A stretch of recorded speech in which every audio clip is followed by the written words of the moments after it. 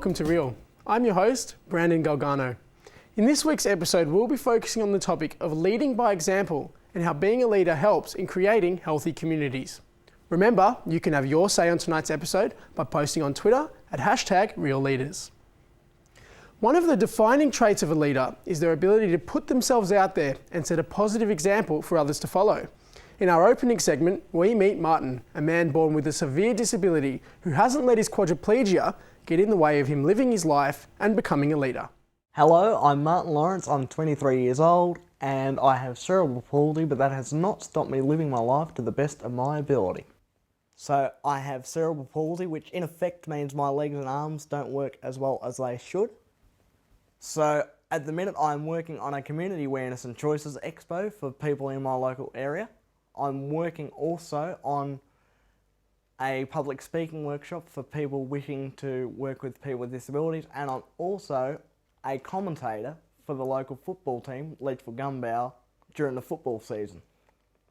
So the Community Awareness and Choices Expo, as it's called, is trying to cover aspects of lifestyle and leisure so people in our local area are aware of what's available within their community. And we're trying to also get people more engaged and more social with their society. The steering committee means that I'm helping to organise it, so my role mainly is the public relations guy, I guess you call it, so doing TV and radio interviews and newspaper columns and stuff like that. So my role in the public speaking workshops is to provide potential people who may want to work in the disability sector with a real life experience of what it is like to live with a disability. And one of my key messages is don't do for people what they can already do for themselves and don't take away their independence. Yes, I've tried to be as independent as I possibly can be. I mean, I don't want people doing for me what I can already do for myself, because I want to be as typical and as normal as possible, I guess. My disability hasn't held me back from doing too much anyway. Might have held me back from the odd small bit, but nothing too big. That was an eye-opening segment by Harrison Lawrence. It really shows that anything is possible despite the circumstances you may be facing. Now, we're going to have a look into the world of volunteering and just how important it is in shaping healthy communities. According to the Australian Bureau of Statistics, contributions made by volunteers to the national economy in 2010 amounted to $25 billion. This short segment by Ruben Blair will give us a look into the lives of those who devote their time to helping others. I get a lot of satisfaction working here. I feel I'm giving as well as just taking, as I'm now retired and I'm on a pension. Overall, I think it's general experience and satisfaction in what I've actually given. I get as much out of coming to the op shop as the community gained by me being here. I volunteer here mainly because it's a community radio station, and I really value the sense of community that the station brings about.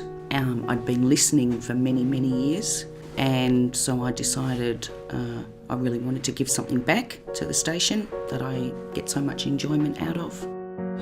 I think it's just nice to be able to give something back to the community and help people who can't necessarily afford meals all the time. I like the feeling of helping the community, and I also love the sense of family that comes with volunteers. I volunteer at Lentil as anything as an all-round worker, but also mostly doing the coffee machine as a barista. My job at Watsonia Library as a volunteer is to collect the holds that people reserve online, DVDs, books.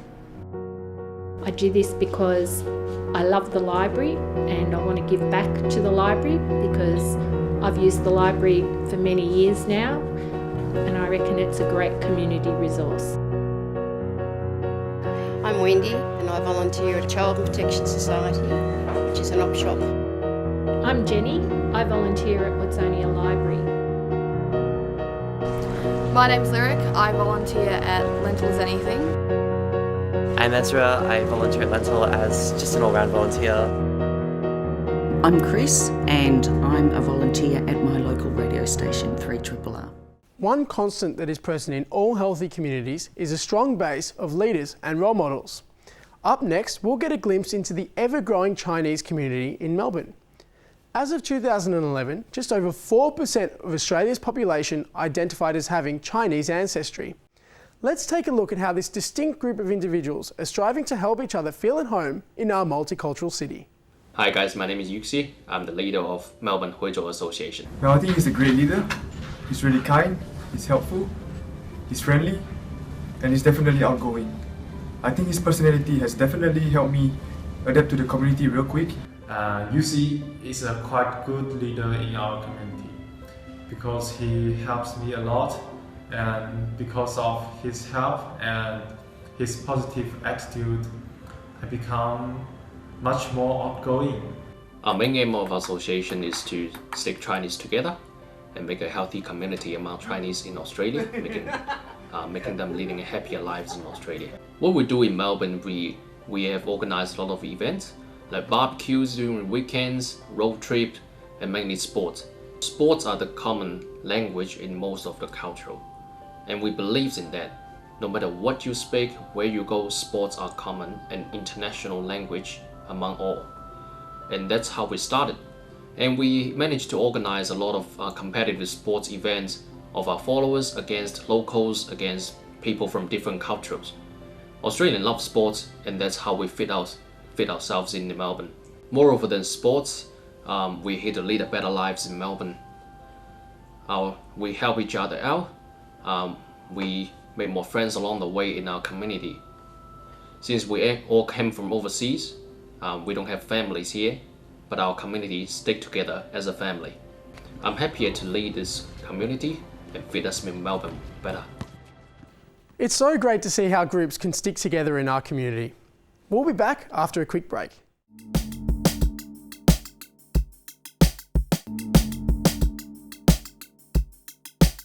He's really nice, and if you ask, he even sing for you. His sounds very good and I very like it. He's always been on time. He's really reliable. He's good.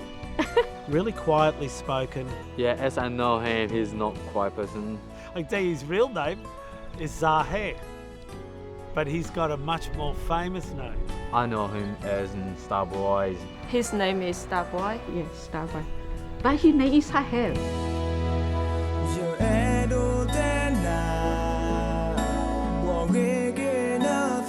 He came to work with us through the Work for the Dog, and all of the Karen that were with us were quite vocal about the fact that he was going to be working with us and having such a famous person with us. I used to listen to his music. I didn't know who he was at first, but then a few months later, he was working here. Yeah, so I was pretty happy to know it was, actually met him. As he's came in here and then I teach him and show him. Well, usually if you have somebody that famous, they're not going to like touching the soil. So I was pretty impressed to see that he could actually garden. At first, I'm not really knowing, but my friend said he had a good voice. To my delight, there was quite a lot of YouTubes on him, and one that he'd secretly done in the gardens without paying for a permit.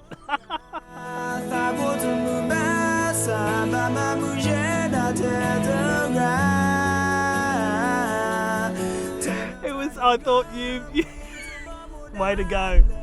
Way to go.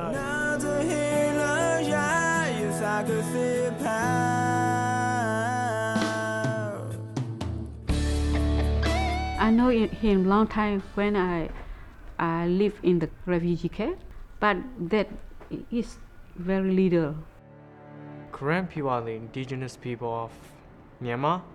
But what's happening is because the land is really rich, the Burmese military are trying to take over, and they're destroying village, crop, everything they're destroying. They're doing a lot of horrible stuff. That's why Karen became a refugee. This one I've not seen. I don't understand this one. one. Understand this one. Yeah. When you're working with Karen every day, and I've been doing that for the last 3 years, sometimes the stories really come out. Yeah, when I lived in Burma, all the time we worry for the big gun.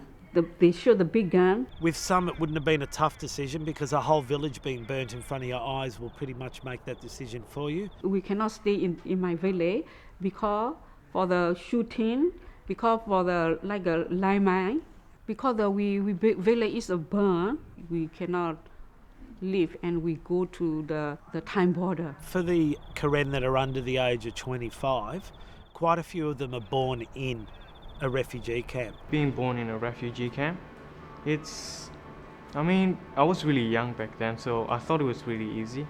But I do remember there's a lot of time when I got hurt and all that. I think it was pretty hard on my parents. Life in the camp, we don't have enough food, we don't have enough water, we don't have enough clothes. Of course we can have fun like friends and stuff. It's not like in Australia. Sometimes we do talk about life in the refugee camp. Most of us have very similar story. We all have been through hardship and we all have lost someone. Life wasn't that easy. My father once put it, you're a very lucky boy to grow up in a country where you've never seen a shot fired in anger. And I think of the Karen now when I think of my dad telling me that. So yeah, there's a very serious side to it. Hi, I'm Sabwa. I should have made a video today. This song is called Valentine's Day. Hope you like this song.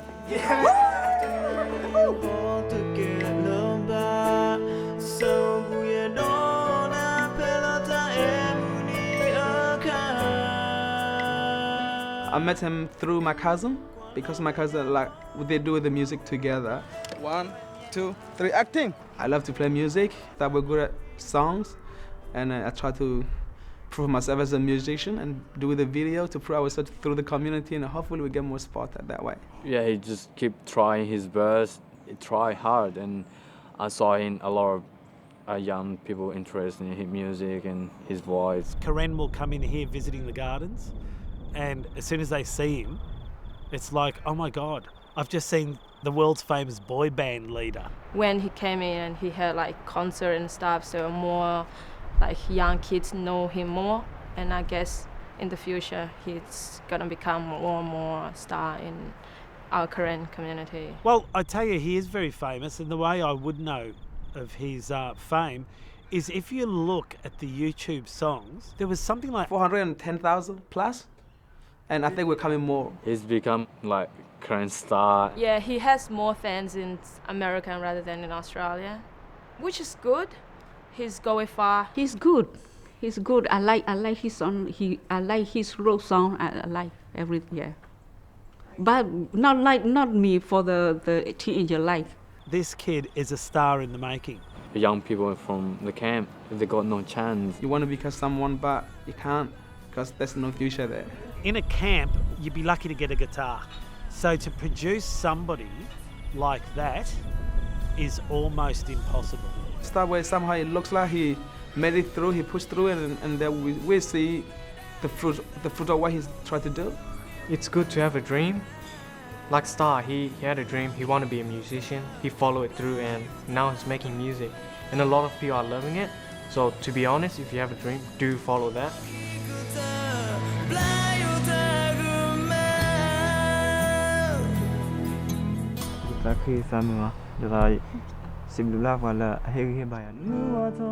Welcome back to Real. That was Starboy, a student documentary by Shazira Colliory. Now, I'd like to introduce our expert guest for the episode, Dr. Raylene Wilding, who specialises in Australian migration and has worked closely with migrant groups such as the Karen community of Myanmar. Welcome to the show, Raylene. It's a pleasure to have you here. Thank you. It's a pleasure to be here. Well, I guess we'll start off. Who are the Karen and what sort of led them to come across and seek refuge in Australia? The Karen are an ethnic group from the highlands of Myanmar, and also they live in northern Thailand. And they were pushed out of what they call Burma by the people in Myanmar through the military, and they've ended up in the refugee camps on the Thai-Burma border. Then from the Thai-Burma border in the refugee camps, they've been seeking opportunities to settle in new countries as it became evident that they weren't going to be able to return back home. What's your experience with the Karen community and just how dire is their situation? I've been working with Karen through a research project I've been doing that's focused on the use of new technologies, new social media technologies in particular, to create a sense of home and of belonging in new countries of settlement. So we've been working with the Karen on that project since about 2010. particularly with young people, and helping them to produce new video materials with their peers back in the camps in the homeland, and also with their peers in other countries. So we've been trying to give them an opportunity to create a sense of identity and belonging in Australia through those links overseas. What do you think migrant groups such as the Karen bring to Australia? I think Australian society and culture have benefited enormously from the successive waves of migration into Australia. There have also been a number of challenges, and particularly it's the new migrants who bear the brunt of those challenges. So what we see is that a lot of new arrivals experience discrimination in terms of employment, or sometimes just walking down the street, getting that old message, go back to where you came from, particularly if they're speaking a different language. This is particularly difficult for people from the camps because they haven't always had the opportunity to learn English in the camps. A lot of the time they've never even heard of Australia until they've been offered the opportunity to resettle here. So they've got a lot to learn in a short period of time, including the language, and a lot of issues to deal with during that period of time. Do you think Starboy's international success online has helped provide the Karen community with a sense of identity in their new home? I think the introduction of new digital media and social media in particular have transformed the migrant experience and transformed the refugee experience. Because what we're seeing now is that people from refugee backgrounds are not being radically separated from their homeland when they're forced to flee. Instead, they're able to keep maintaining social networks, keep maintaining community networks, keep maintaining family networks. So many of the young people we've been working with have families who are dispersed across the US, across Europe, across Thailand, back in Myanmar, and also here in Australia, across multiple places in Australia. So I think people like Starboy are really important in that space because they give a focus, they give an opportunity for people to share something that isn't just about the awful histories that they've been experiencing as an ethnic group, the awful experiences they've been having, but rather an opportunity to reflect on hope, to reflect on new opportunities, to do something fun, to do something meaningful and cultural. Do you think Starboy sets an example for other migrants and refugees to show that with hard work and dedication, they can overcome adversity and achieve their dreams? It's a complex question. I think in Myanmar there is some signs of hope that we might be seeing a democratic election in the near future, which could be making a difference to circumstances over there. The camps on the Thai-Burma border are still oversubscribed. So that's a space to watch and to think about how that could be improved. In terms of the people who have been resettled in Australia, the stories I've been hearing are that the resettlement experience is generally a positive one. Yes, there are some experiences of discrimination. Yes, there are some language issues that are hampering the ability to pursue some educational opportunities and some employment opportunities. But the young people who have been going to school here are doing really great things. They're getting good jobs. They're planning for the future. And what we're seeing is that the Karen community are actually part of some of the most successful stories of settlement in Australia. Well, that's fantastic. Well, unfortunately, that's all we've got time for, but thanks so much again, Raylene, for coming on the show and giving us a valuable insight into just how difficult it can be for these migrant communities. We'll be back right after this break on Real.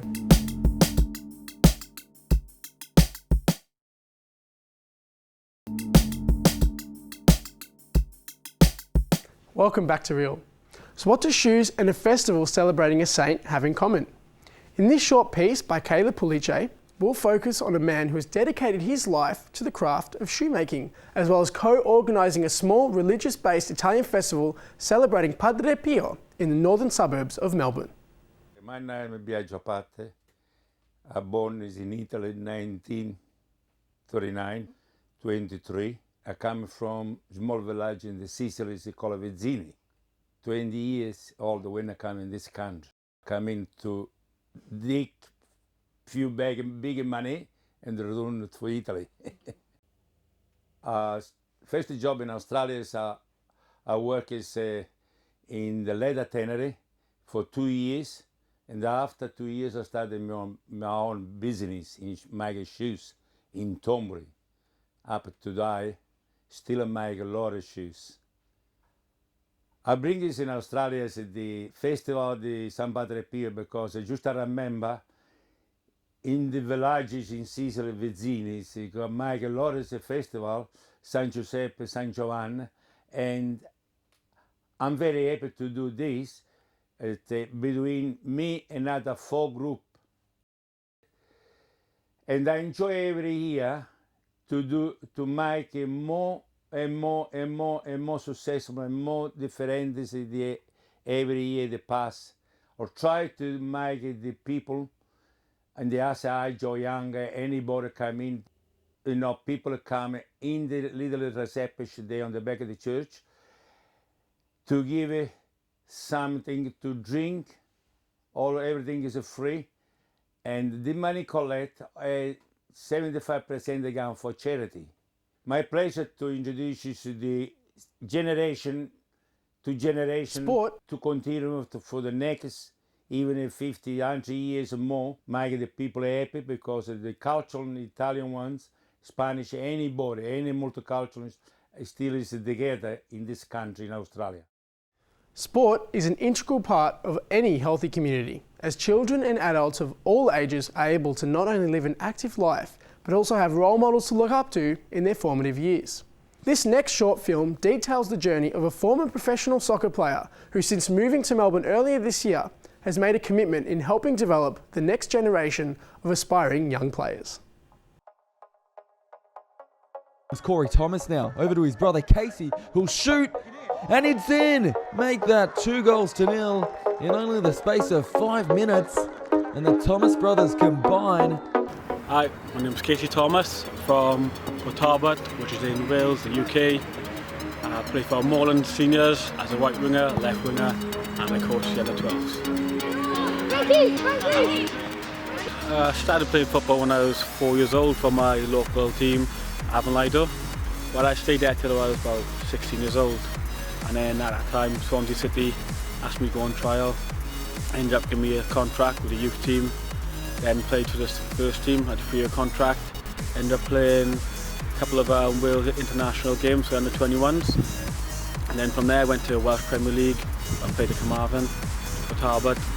Then ended up me and my brother deciding to come up to Australia for a fresh start and see what the soccer's like over here. It's important to have the connection between the senior group and our juniors as well, and we look for it where we can encourage it. Not always possible, but certainly with the group we've got now, and people like Casey and others are always willing to contribute to our junior setup, and yeah, it helps the connection between the two groups of the club. He's strict on us, but we can still have a joke at the same time, and we also learn a lot during it. Yeah, in a word, inspiring, but I also definitely agree with Matthew, like the way he retains like his like funny jokes and stuff, but still we like learning every week. It's great.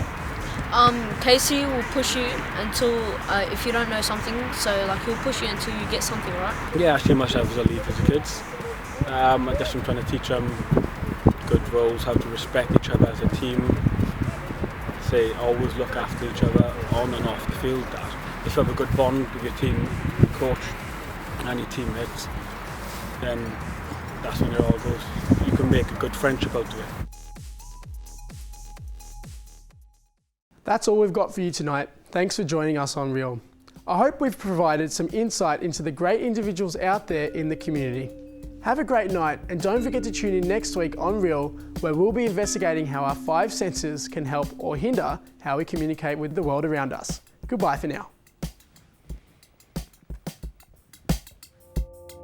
The strength of a nation isn't based on acquisitions, rather the ability of its people to be at peace in their conditions. Once we portray what we envision, a new day will have risen, then we will never see our communities as a jail or a prison.